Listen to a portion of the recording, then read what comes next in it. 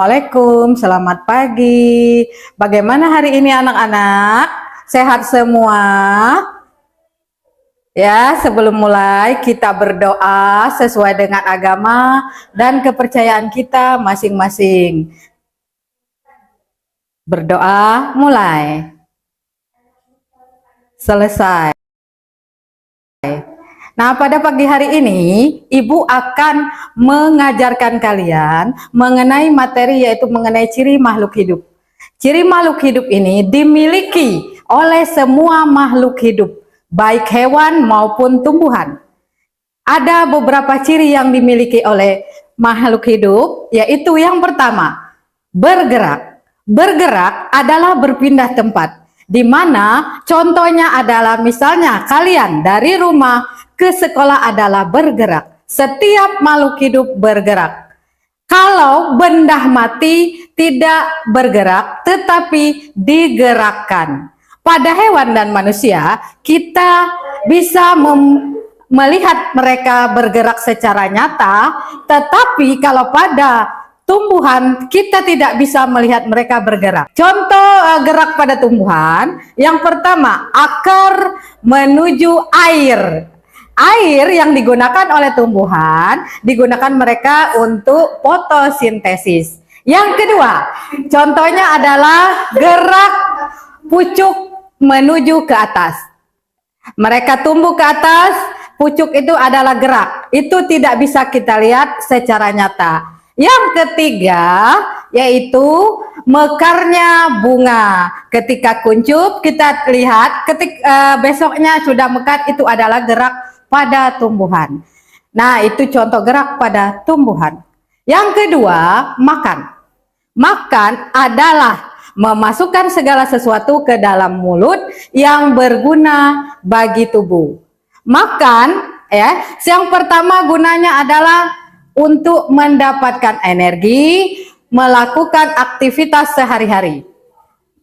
Ya, yang kedua, mengganti sel yang rusak. Yang ketiga, untuk pertumbuhan.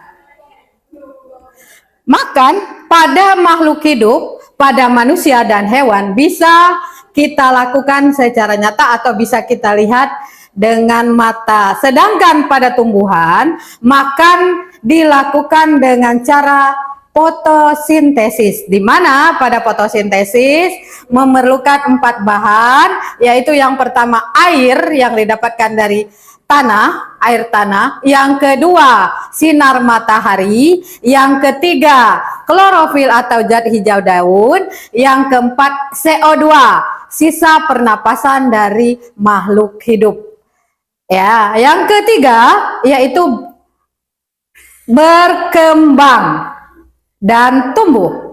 Nah, tumbuh dan berkembang ini salah satunya adalah dari bayi atau remaja, anak-anak, remaja dan menjadi dewasa. Terus kalau pada tumbuhan itu tumbuh dan berkembang sama ketika dari mulai biji terus menjadi kecambah, akhirnya menjadi tumbuhan dewasa. Yang keempat, iritabilitas atau pekah terhadap rangsang. Contohnya kalau pada tumbuhan adalah putri malu, ketika disentuh akan mengatup. Yang kelima yaitu ekresi, mengeluarkan zat sisa. Nah, zat sisa harus dikeluarkan dari dalam tubuh karena bersifat racun. Contohnya kalau pada manusia yaitu keringat. Terus yang kedua, urin. Yang pada tumbuhan, dia adalah sama pengeluarannya, yaitu merupakan karbon dioksida. Hasil dari pernapasan juga dibuang karena untuk menghilangkan racun. Yang keenam, yaitu berkembang biak. Berkembang biak bertujuan agar makhluk hidup tidak punah dan selalu ada selamanya. Memang beberapa makhluk hidup sudah tidak lagi ada karena mengalami kepunahan. Yang ketujuh, bernapas. Bernapas yaitu kalau pada makhluk hidup, terutama pada hewan dan manusia, adalah mengambil O2 dan mengeluarkan CO2. pada tumbuhan dinamakan respirasi. Pada tumbuhan tetap dia melakukan pernapasan, cuman kita tidak bisa melihat secara langsung. Nah, anak-anak, itulah 7 ciri makhluk hidup yang dimiliki oleh makhluk hidup. Terima kasih.